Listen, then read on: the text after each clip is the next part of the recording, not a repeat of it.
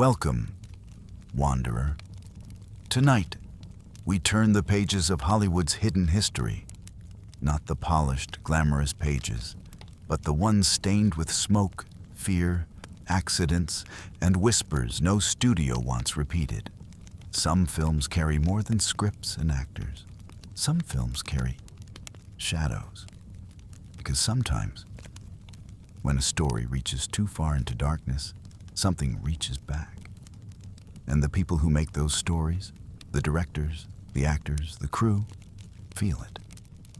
Tonight, we explore 5 cursed film productions that horrified Hollywood and left marks that still linger decades later, sit close to the fire. Let the room darken and listen carefully. Number 1, Poltergeist, 1982. Real skeletons, real deaths, real fear. It began with a decision that would echo through Hollywood for decades. When the crew of Poltergeist filmed the pool scene, muddy water, chaos, bodies rising to the surface, they didn't use rubber skeletons. They didn't use props from the studio. They used real human skeletons because it was cheaper. No one told the actors, not even JoBeth Williams, who performed in the water, surrounded, touched. Brushed by those bones, she thought the props department made incredibly realistic models. Only years later did she learn the truth. Some believed that moment, when real bodies were disturbed for entertainment, brought something else onto the set. But the skeletons were only the beginning. Dominique Dunne, who played the oldest daughter, was murdered by her boyfriend just months after the film's release. Heather O'Rourke, the young girl who delivered "They're Here," died unexpectedly at age 12 from septic shock during surgery. Her death shattered the cast. No one could understand how someone so young, so luminous, could disappear so suddenly. 2 stars gone, 2 tragedies, and a film about spirits reaching into the living world suddenly felt too real. Crew members recalled lights flickering, cold spots on set, equipment moving on its own. Some refused to return for the sequels. Even today, actors who participated in the trilogy describe moments they still cannot explain. Maybe the film was just unlucky. Or maybe you shouldn't disturb the dead for the sake of a scene.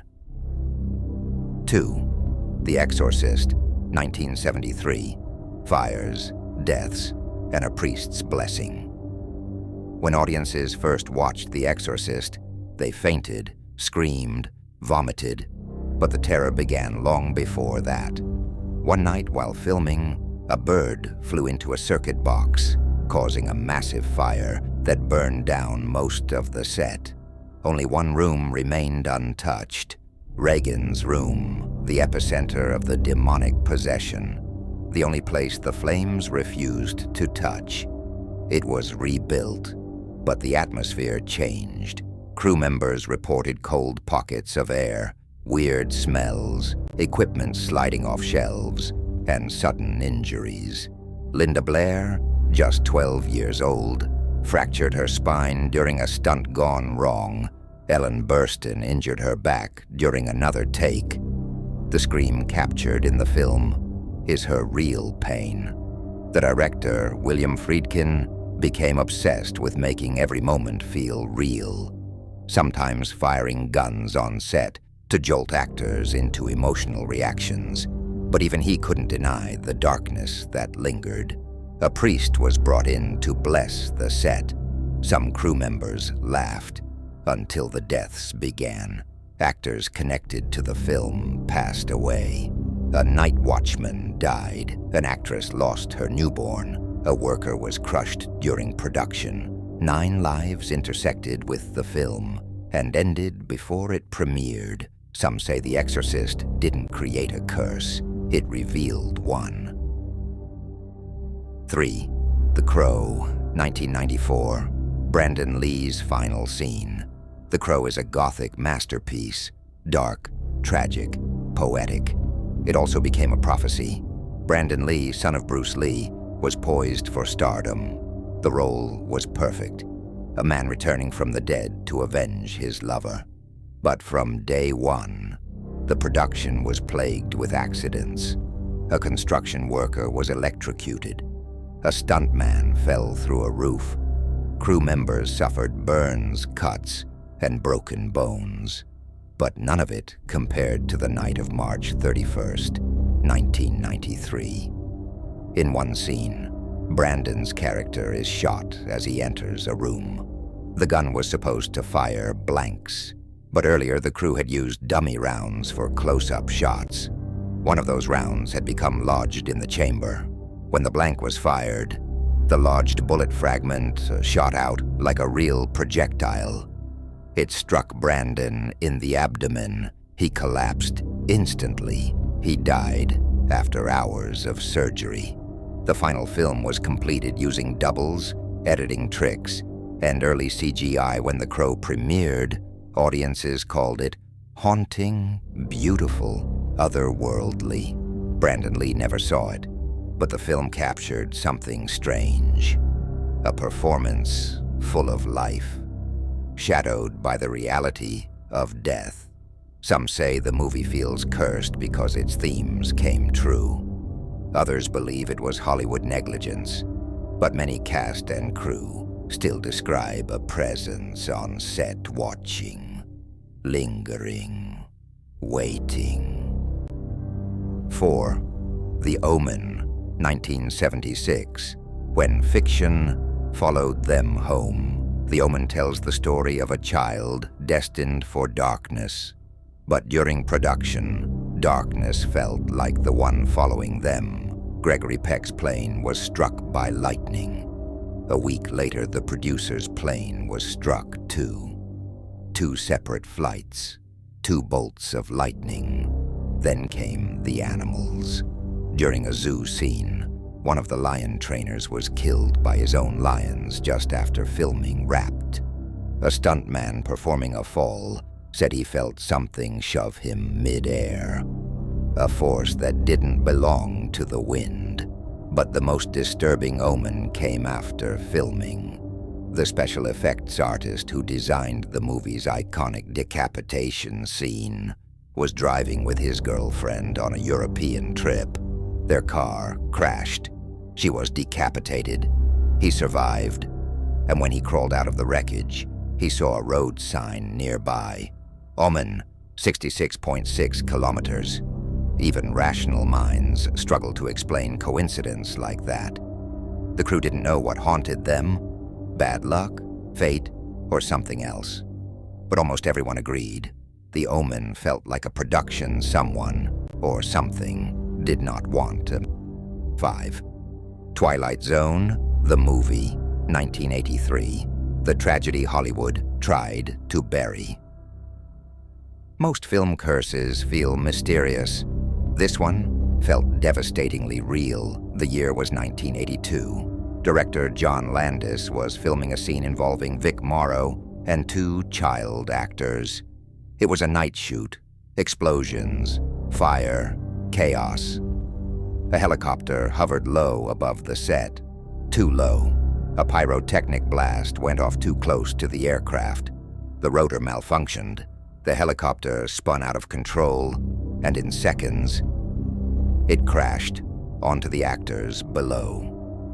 All 3 were killed instantly. Hollywood had never seen a tragedy like it. Investigations began. Trials followed. The director and several crew members were charged with manslaughter.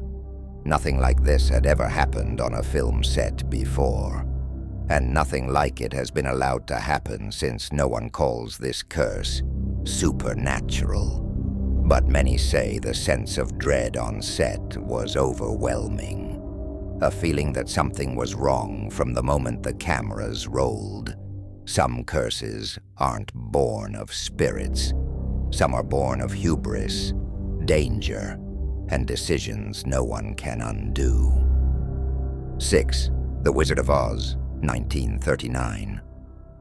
Emerald dreams and real-life nightmares.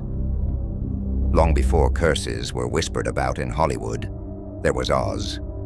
A cheerful fantasy, a technicolor wonderland, a film about courage, magic, and childlike joy. But behind the yellow brick road was a trail of suffering no fairy tale could hide. The problems began immediately.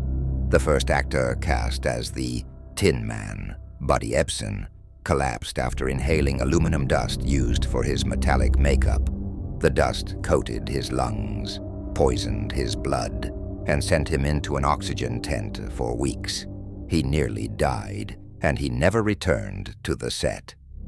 The studio replaced him without announcing the real reason why.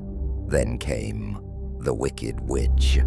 Margaret Hamilton performed the scene where she vanishes in a burst of flame, but the trapdoor malfunctioned, and the flames rose too high. Her copper-based makeup caught fire. She suffered third-degree burns on her hands and face, spending months in the hospital. Her green skin stained for weeks after. When she finally returned to the set, she refused to do any scene involving fire. And who could blame her? But the darkness didn't end there. The flying monkeys, those mischievous, eerie characters, were suspended by dozens of thin piano wires. During filming, several wires snapped. Actors crashed to the ground. Some broke bones. Others suffered concussions. Every day, new injuries. Every week, new accidents. Even Judy Garland, Dorothy herself, was not spared. The studio forced her onto a strict diet of coffee, cigarettes, and pills to control her weight and keep her energetic on camera. She was 16 years old. Her slippers sparkled. Her smile glowed. But she was exhausted, pressured, and controlled by executives who wanted perfection at any cost. To this day, many of her closest friends believe The Wizard of Oz marked the beginning of her lifelong struggles. And then there's the darkest rumor, the one everyone has heard, the shadowy figure hanging in the background of one scene, said to be a fallen extra, a ghost, or something else. Though officially dismissed as a bird on set, the legend refuses to fade. Fans still pause the film, still examine the shape, still whisper, because some movies carry stories behind the stories, stories that dance between tragedy and myth, between reality and nightmare.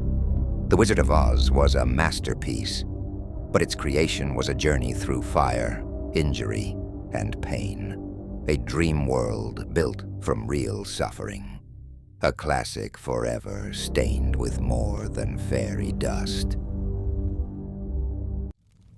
Thank you, Wanderer, for walking through these haunted stories with me. Tonight, you saw how easily fiction can slip into reality. How a set meant for acting can become a place where real tragedy whispers through the camera lens. And how even the brightest lights of Hollywood cast shadows longer than anyone expects. If these tales stirred something in you, if they made you wonder what hides behind the scenes, return again. More stories wait in the dark, patient, silent, and ready until next time. Stay curious, stay cautious, and stay wandering.